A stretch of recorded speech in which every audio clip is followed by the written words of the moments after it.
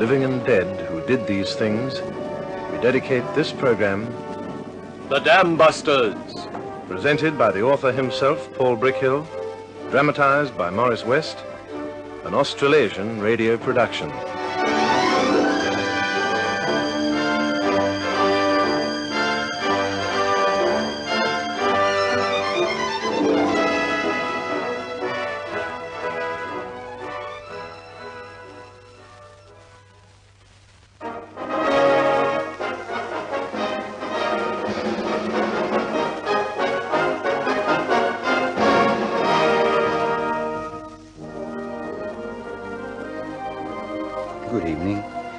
Paul Brickhill speaking. After the excitement of the Tirpitz came anticlimax. Unbroken cloud lay over Europe for weeks, making high-precision bombing impossible. As they couldn't work off their high spirits in action, the 617 boys got rid of them in their own way back at the station.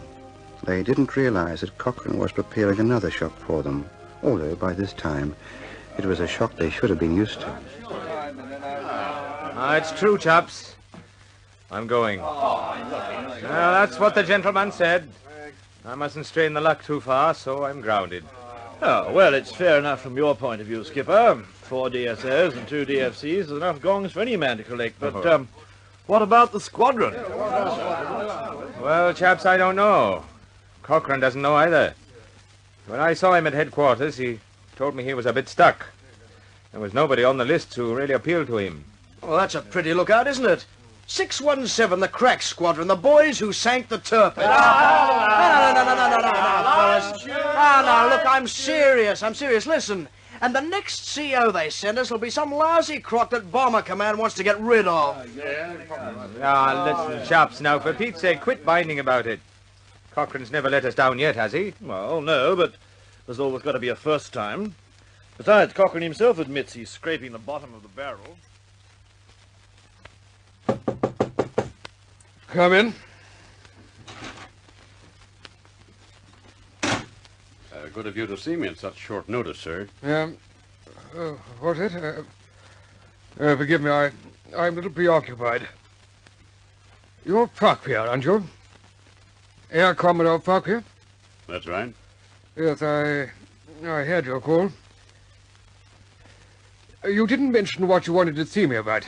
I didn't want to prejudice these discussions before they were properly started. I have an open mind on most things. Well, then, here goes. You have a vacancy. The command of 617 Squadron. I'd like to have it. Why? It's a good outfit. Handles tough business. I think I'd like to join it. You're an Air Commodore. This is only a Wing Commander job. Well, at least that should convince you I'm not chasing promotion. Yes. Well, you're the first man who's ever asked me to cut his pay and reduce his rank so they can have the privilege of being killed. Well, I think you'd die quicker sitting behind a desk. You were a commercial pilot, weren't you? Well, back home in Canada, they called us bush pilots. It was either a curse or a compliment, depending on the way you looked at it.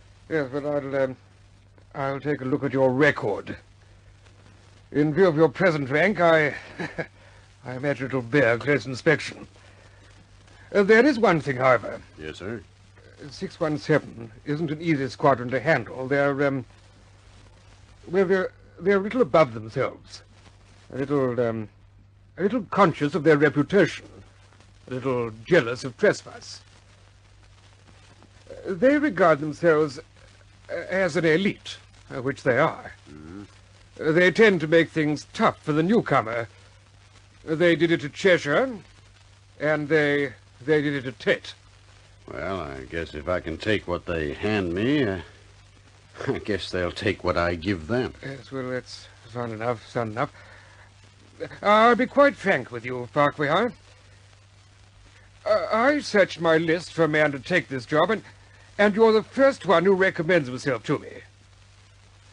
I'll have to think about it a little more, of course, but one way or the other, I'll be in touch with you very soon. There is one thing, however. Yes, sir? If you take this job, you'll have to see that the squadron is kept up to the mark. and stays as good as ever. That's easy enough in operations, but in bad weather, idle weather, like we're having now, it's quite a problem.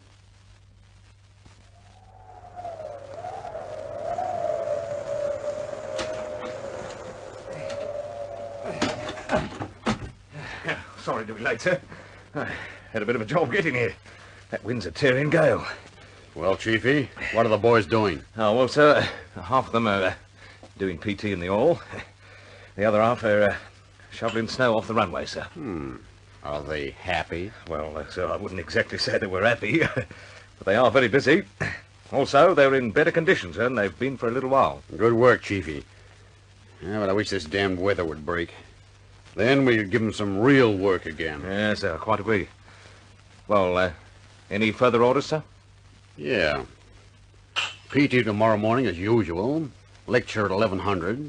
The rest I'll let you know later. Very good, sir. That's all, Chiefy. Park we are here. Ops room? What? Oh, yeah. Good. I'll be right over.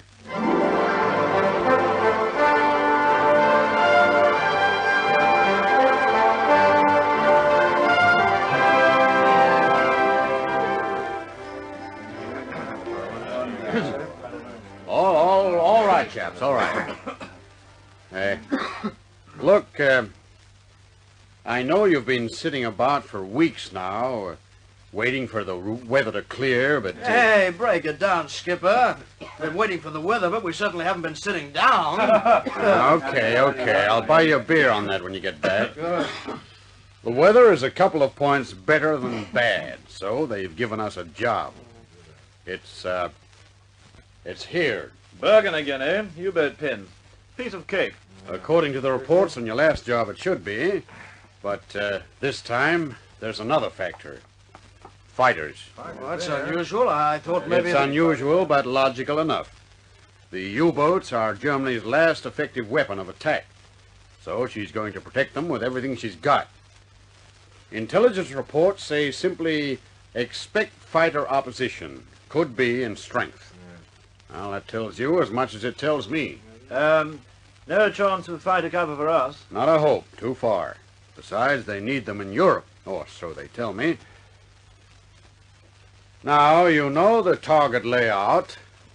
The bombing order will be...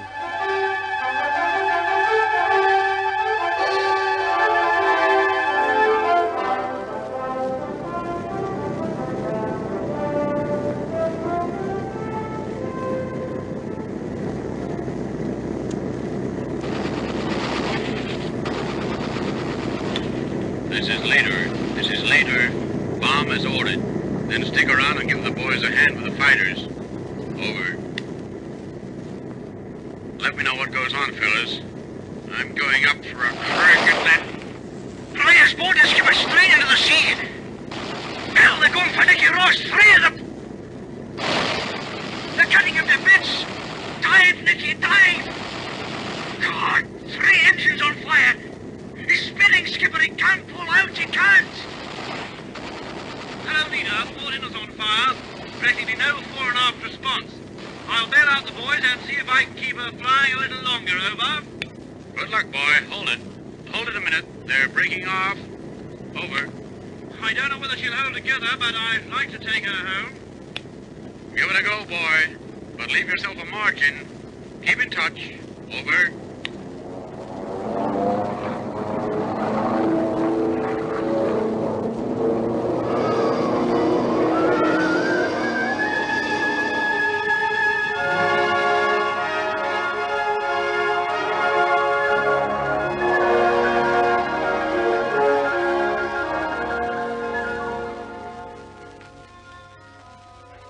That's the last of them, Chiefy. Iverson's home. Castagnola's home. That leaves... Mr. Ross, sir. By all accounts, he bought it this time. Funny thing, you know, sir. I always liked Mr. Ross. One of the old hands he was. And that... Watch her, Chiefy. Watch her. Home again. Mr. Ross, sir. Oh, where the hell are... I mean, where did you spring from, sir? Out of the drink. Air-Sea Rescue picked us up. It was very cold in that dinghy. Do you know what I was doing, sir, when you walked in? No, Chiefy, what? He was typing out your death notice. Little premature, isn't it, Chiefy? Just a little premature.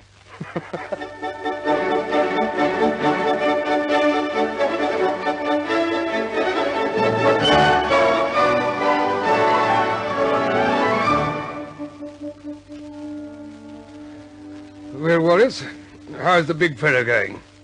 The big bomb. Oh, it's going very well now, Cochrane. We're nearly ready, in fact. But we've had the devil's own trouble with the thing. What's been the trouble? Oh, same old thing. The search for an alloy strong enough to stand up to the shock. English Steel Corporation made it finally. But that wasn't the only thing. The next job was casting. Do you know, Cochrane, that for each bomb, they have to build an individual concrete-covered core, which must be accurate to a 10,000th of an inch? They have to position that exactly inside a sand surface mold, pour the metal in and wait for it to cool. Then they have to send it 100 miles for machining. I don't mean to bore you with this, but it's interested me profoundly. You know, Cochrane, we've had 1,000 craftsmen on this job, and only about a dozen of them know what it's all about. You know, that really does surprise me, Wallace. The security of these things is usually the hardest to handle. Well, officially, the thing is labelled a boiler. That doesn't fool anyone, of course. Some of the workers think it's a new type of midget submarine. Most of them are content to call it the Big Blighter. And have you tested it yet? Oh, my dear chap, we're still working on the problem of transporting and filling it. The Army has all the cranes. The railways can't carry it, so we have to build special trailers. Then at the filling factory, we have to build a special platform around it and put in the explosive a bucket at a time. There are a lot of buckets in 10 tons. What about the fuse? Remember you had trouble with the torpor? That's almost completed. But it has been very tricky. It's the same old problem to design a delicate timing mechanism strong enough to withstand impact at 1,000 miles an hour and still function accurately. And I think we've done it all right. When can we start testing? My dear Cochrane, there's no question of testing, no question at all. You just have to take our word for that. What, you mean I mean, these things are so difficult and so expensive to make that we can't afford to waste a single one. You'll just be given a bomb and told to drop it on target. And, hope to God it goes off.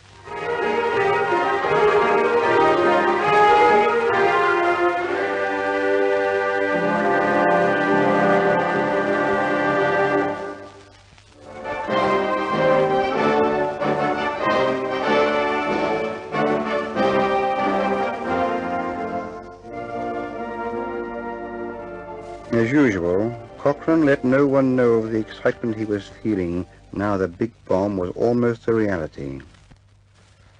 I've called you here, Farquhar, to tell you that... By the way, I suppose you'll be delighted to see that I've got your name correct at last. That's okay, sir. I must say, with that spelling, well, it reminds me of a bloke we had at school, but still that's beside the point.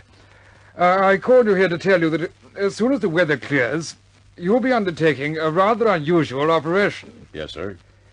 You'll be using for the first time a 10-ton bomb, called for the purposes of the operation the Grand Slam. 10 tons is a hell of a grand slam in anyone's language. Will the crates be able to carry them? We'll see that they do. There'll be only 2 bombs carried on this operation. You and Calder will carry them. Your aircraft will be specially modified to carry them. Oh, how modified, sir? I want to get this part clear. You'll have new Merlin engines. The fuselages and undercarriages and main beams of the bomb bays will be specially strengthened, and the bomb doors will be taken off. They couldn't close around this fellow anyway. I'd like to suggest, sir, that if we're to drop this new 10-tonner on an operation, we should have some test runs. Yes, well, I agree with the principle, my dear chap, but Its practice is out of the question. Well, then at least we should be present at a test drop. As again, it's most desirable. Again, quite impossible. With all respect, sir, this is the craziest damn thing I've ever heard of. Yes, I couldn't agree more. But the factors against us are expense, the slow production rate, and lack of stocks. So there will be only one test. One bomb will be detonated on the ground. Then the same day, you will drop two others on a target to be selected. You know, sir, I think the joke's on us. What joke? Well, sir, usually the scientists have to stand around and watch while we test and retest calculations that they have tested 1,000 times already. This time we have to take their word for it. You know, I wondered why Wallis was looking so smug. For the first time since the beginning of the war, we just have to take his word for it.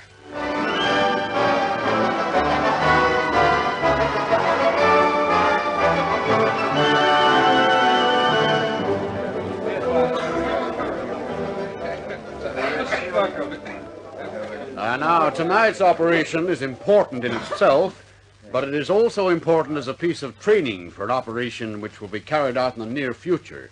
A very, very important operation. Every operation is equally important to 617. Well, your most important operation, Nicky, is to keep your trap shut while we attend to the business in hand. Sorry, Skipper. Now, this is the position strategically. Eisenhower's armies are gathering for a leap across the Rhine right into the heart of Germany. However, there are still very strong concentrations of German arms and supplies up here in the Ruhr and in northwest Germany. Now, the Commander-in-Chief has asked all the air forces to disrupt, as far as possible, the communications between the German frontline troops and those supplies and reinforcements in the north. Tonight's operation is part of that plan of disruption. What's the specific target, Skipper? The specific target is the Bielefeld Viaduct here. Well, this squadron's not very happy about viaducts, Skipper. We've had a crack at a couple, and they're still standing. Well, let's see if we can break the hoodoo tonight. Now, the first problem is the flight plan. We have to cross some of the heaviest flak areas in Germany, and the best we've been able to do for you isn't very good. So, this is the route you'll take in, and this is the way you'll come home. Well, couldn't they give us fighter protection just for once? According to the intelligence boys, you won't need it. Germany's pretty low on fighters now. Well, she wasn't so damn low on the Norway run. Yeah, well, the answer is no fighters. Now, let's take a look at the photographs. From 18,000 feet, this is what it looks like. Just a straight line. Don't ask me how we're going to hit it. I wouldn't know either. But the AOC seems to think that by using tall boys and getting some near misses, we might be able to bring it down. I agree that on the face of it, it's like playing darts and trying to hit the lines and not the spaces. All right, any more questions? Yes, Skipper. You mentioned a new and special operation. Any idea what it is? It's not for publication yet, Nicky, but it's something out of the box. The only thing I want out of the box is a grounding order and an indefinite leave pass. Well, you crack the viaduct for me tonight, and I'll get you some leave. Okay, Skipper, it's a deal.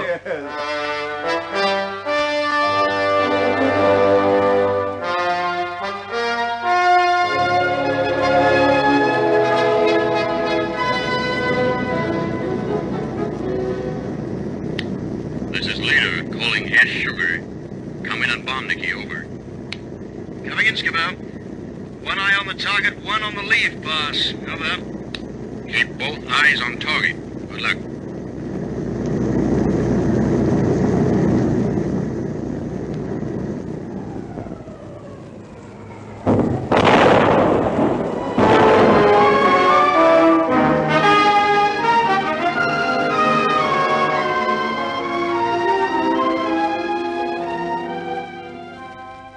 No leave pass, Skipper. No leave pass, Nicky boy. There are the recce photographs. There are craters all around the damn thing, right in its shadow, but the viaduct is still there. Yeah, it looks a bit like that hotel they built in Tokyo to withstand the earthquakes. Shake it as much as you like, it still stands up. Trouble is, there's not much to shake in a structure like that. Each pillar of the viaduct is a separate construction. Unless you throw the pillars out, you won't shift the arches. And there's so much free air about that the surface blast is dissipating. All of which, my dear Skipper, was repeated in every operation report on the Antio viaduct. It's just working by guess and by God. Now, just a minute, Nicky. Is that you, Farquhar? Yes, sir. Have you seen the recce photographs? Yes, sir. Very disappointing. I'd like to have another go. As many as you say, sir. This one would be with a Grand Slam. Now you're really talking, sir. When? Within 48 hours. I'm going down with Wallis to see this ground test. Meantime, I want you to stack up another operation. And wait for word from me. Very good, sir. What will the word be? The word will be, the beast went off all right.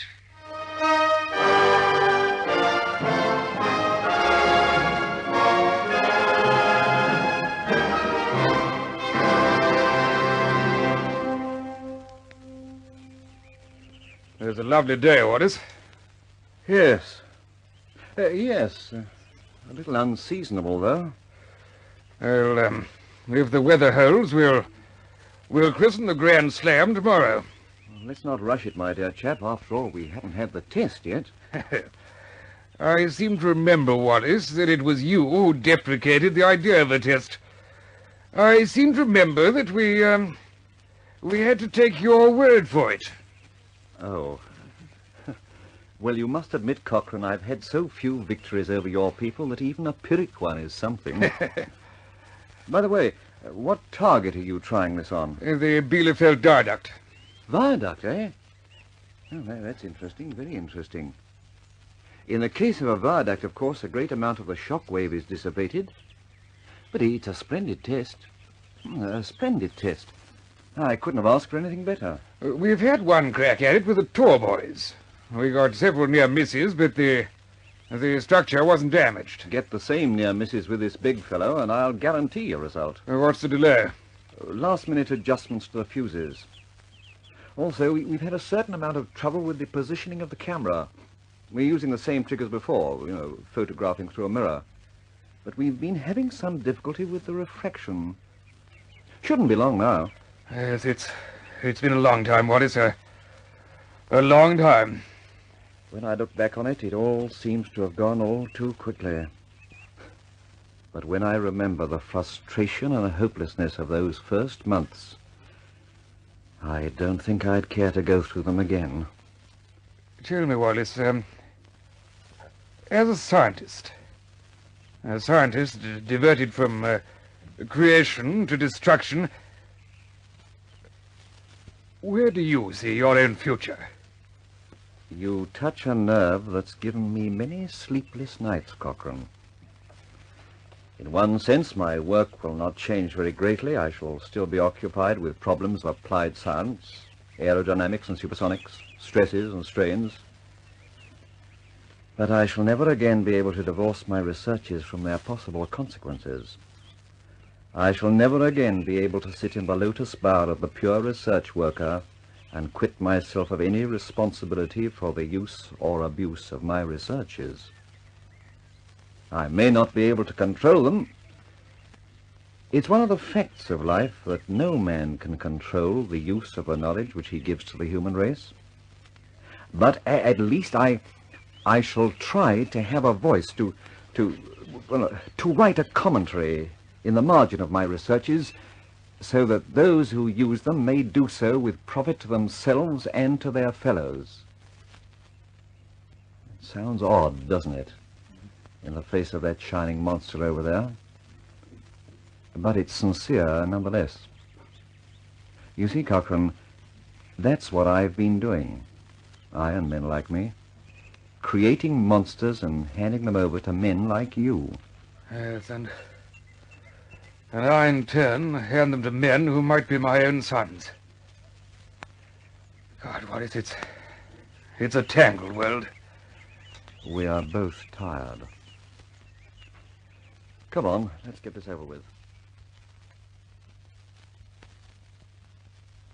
All set? All set, Mr. Wallis. Oh, Prepare to detonate in 10 seconds from now. 9, 8, 7, 6, 5, 4, 3, 2, 0.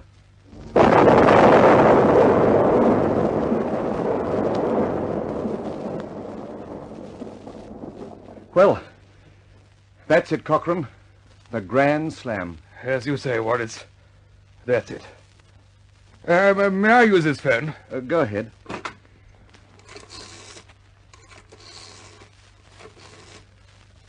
Hello?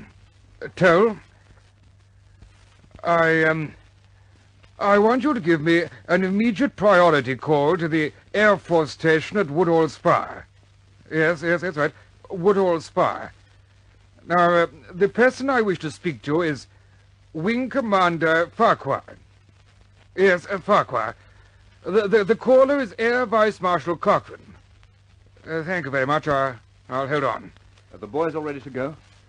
All they're waiting for is word from me. Farquhar here. Hello.